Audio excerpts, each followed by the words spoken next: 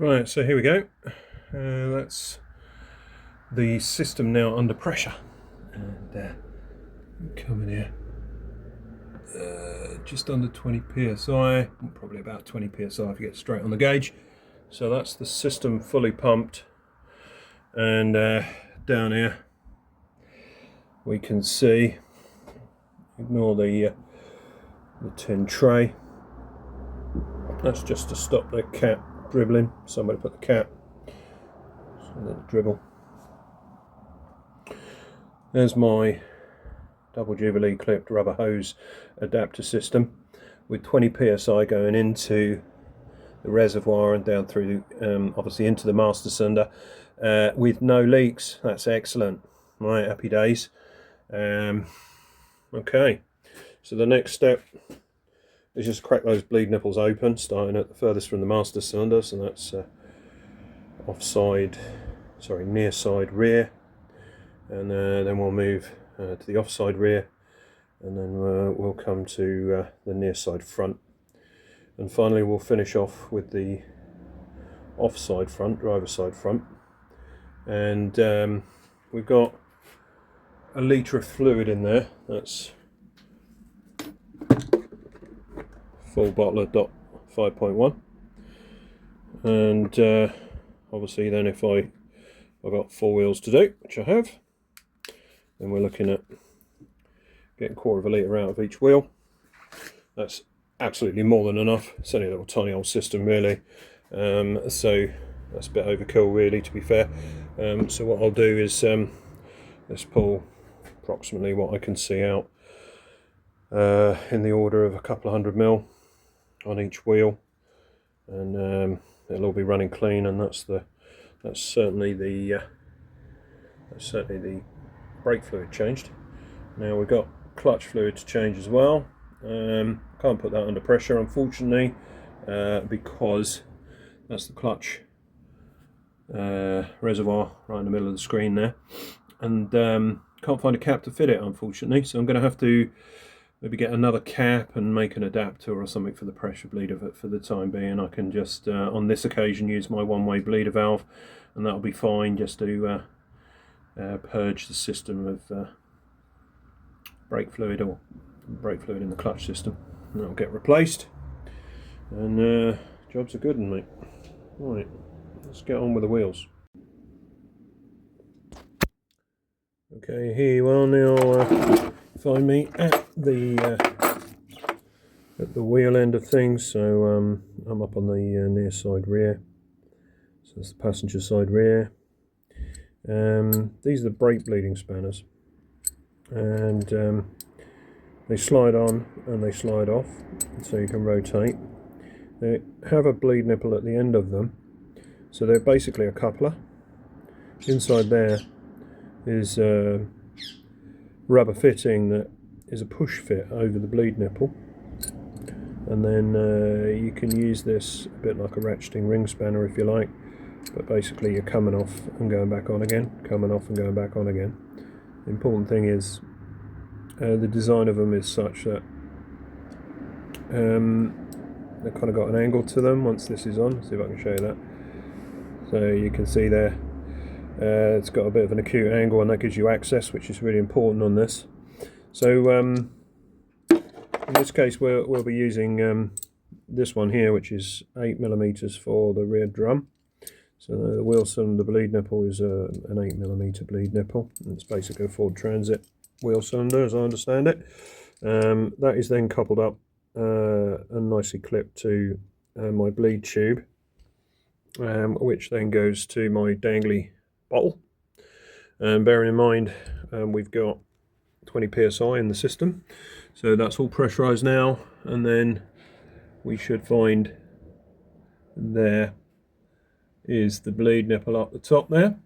So I'm going to be putting the spanner on that little fella there, and once that's on, I'll try and get a video of me opening it, and then what you should see is a couple 100 mil of fluid rush down this hose, shoot into here, put 200 mil in there, then I can close it off, and then we just keep working our way around the car doing each wheel. near side rear next, and then offside front next, and then sorry, near side front next, and then offside front last, because that's the nearest to the master cylinder. Right, let's give it a go. Okay, here we go.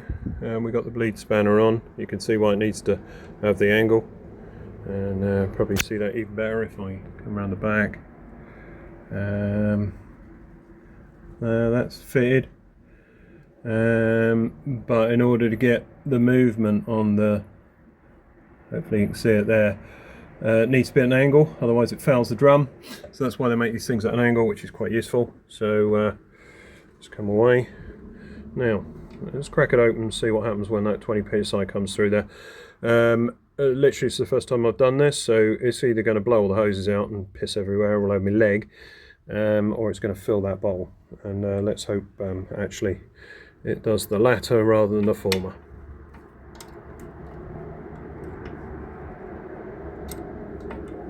Here it comes.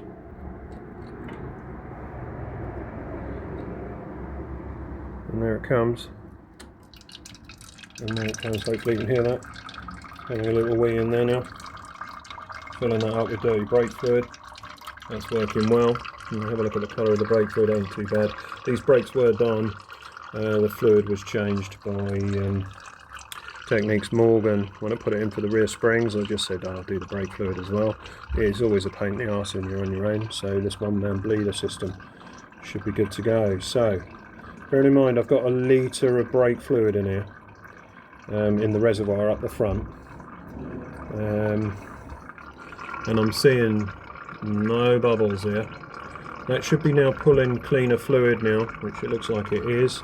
It's certainly cleaner than the darker stuff in there. So that seems to be working great guns. I got plenty of fluid, so I'm just going to let it piddle out like that. Now when I've done this and I've locked it off, the next step, there is a little drip on the floor here. It's only tiny. We just need to close the nipple a little bit, but that won't be drawing in because it's under pressure, so I'm not too unduly worried about that. And this I guess is a litre, so a quarter of that pot. And to be fair, I'm seeing no air, I'm seeing lovely clean fluid, so I'm not going to waste any more fluid. I'm going to lock it off now. So let's lock it off, and this is where the kind of ratcheting element of this works well. So I'm pulling it off of the nut, and now just tightening that up. I don't want to go too crazy, don't want to shear the bleed nipple. So that's that. So now I can remove the bleed nipple, hold the pipe up high, and that should just drain that last bit into there. Then I'll go back up the front to the reservoir and the pump, give it another little couple of pumps to make sure we've still got a consistent 20 psi in it, and then I'll move over to the driver's side, the offside rear, and then I can start up the front. That is so easy. One man brake bleeding under pressure. That's going to take all the air out, and it's obviously going to flush the new fluid through that lives now in the reservoir, because I've filled that up with brand new fresh DOT 5.1. So yeah, happy days. Right, this is working well. So far so good. On to the next one. Okay, so I just wanted to show you the bottle and how much fluid I've drawn out. Not much at all, and I'd say that's about 6 of the bottle. So the bottle's a full litre, so yeah, it's not even 200 ml, so that's going to work well, and we'll try and do the next one like that. But I just wanted to also show you, and I haven't looked at it myself yet, just to see exactly what the fluid reservoir looks like after taking that 150 ml or whatever it is out, and also have a look at the pressure that's lost on each wheel bleed. And like I say, I've done this before, so it's the first time I've seen it, and there we go. It looks like we're losing about 4 psi on each bleed, so for each wheel I'm going to put 4 psi back, which just involves a little bit of this,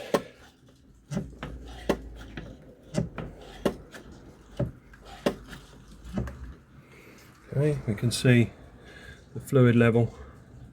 It's obviously only gone down by the 150 ml or whatever it is that I've taken out, which is fine. And just need a little bit more.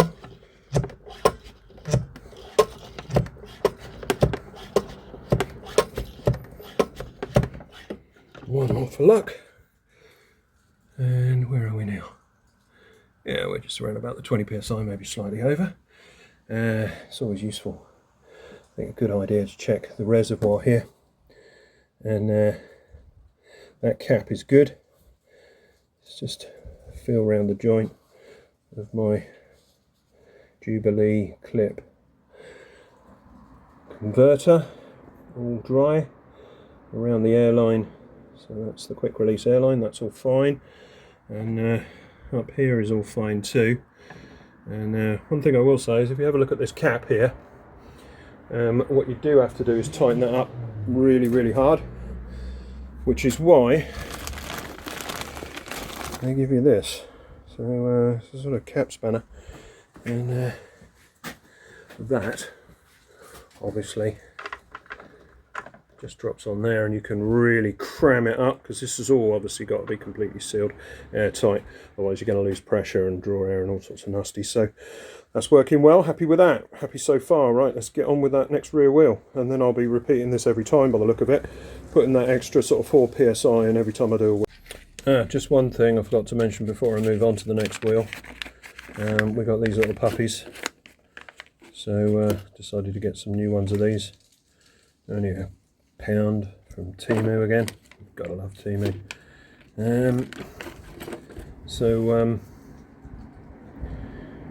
I'll be popping this little puppy on. See if I can get a video of that for you.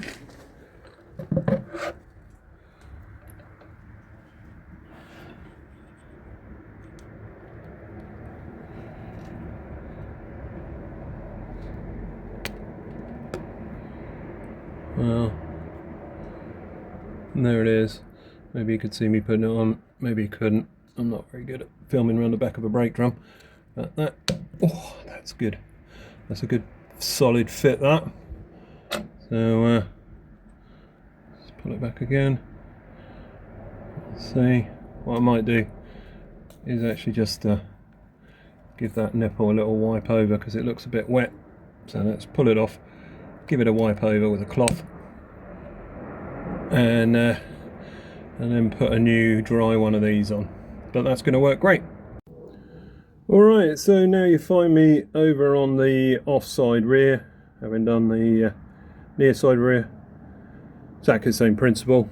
I've already loosened it off, so let's loosen that right off and see what we get.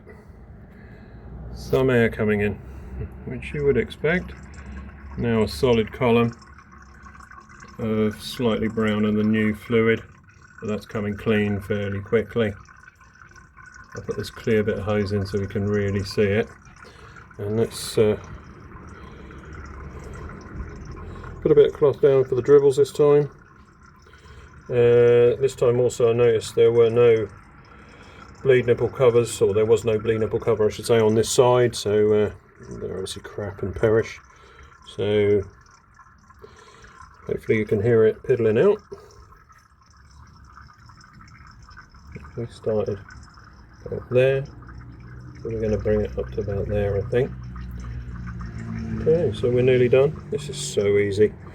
One man brake bleeding, pressure bleeding is the way forward. So let's close that off. Let's get another bite at it. And that's the advantage of that, this type of spanner. Okay, that's fine, that's pinched up. Don't over tighten it. Alright. Give the nipple a bit of a wipe, as they say, said the vicar to the actress, and pop on the nipple cover, and we're good to go. Up the front next time round. Here we go. Must remember to pump up the pump. Another 4 psi in probably. We'll go and have a look at that in a second.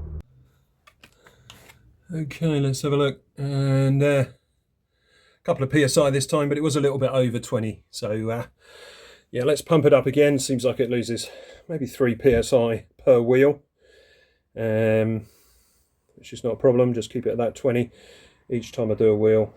I'll just put that remaining 3 psi in. It's happy days. Probably do the whole lot really, because 4 times 3, that's 12 psi, and it probably still pushes fluid out at 8 psi, but best to keep it at 20. So let's give it another pump before we move on to the front. Okay, so now you join me over the near side front. Obviously a bit different here. Primary differences are access is way easier than the rear drum. Things that aren't different though are the quality of Morgan's lead screw, lead nipple covers. That's total dog shit. And why, I mean, that's not like that in a couple of years when the brake fluid was last changed by Techniques Morgan. So why these people can't put a bloody, I mean the nipple cover was missing completely from the offside rear.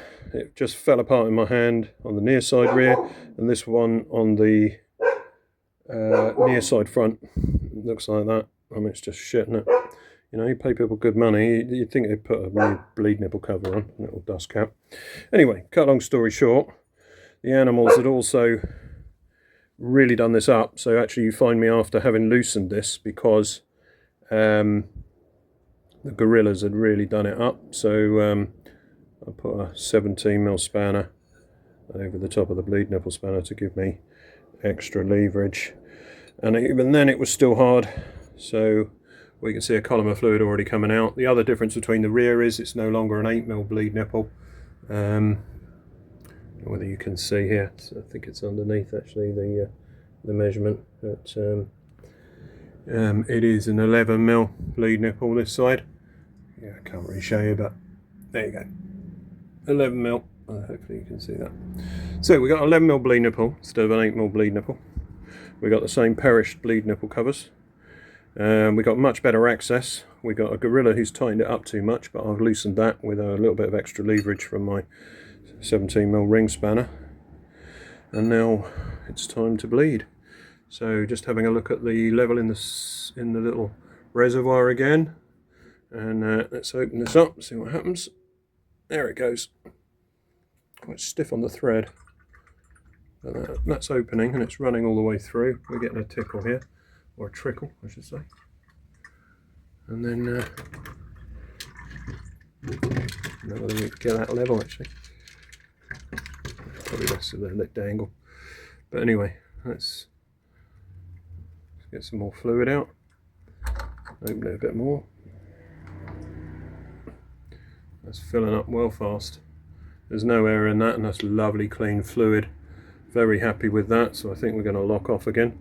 Bearing in mind we've only got one more wheel to do, and there's a litre of fluid in there, so this is a proper good old flush, and still plenty of space in the reservoir, which is also a litre. So let's tighten that off.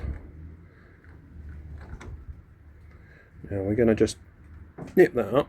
We're not going to gorilla it because there's no need to, not like the guys at Techniques. And it's just a case of moving to the last wheel. This is the easiest brake bleed I've ever done. Happy days.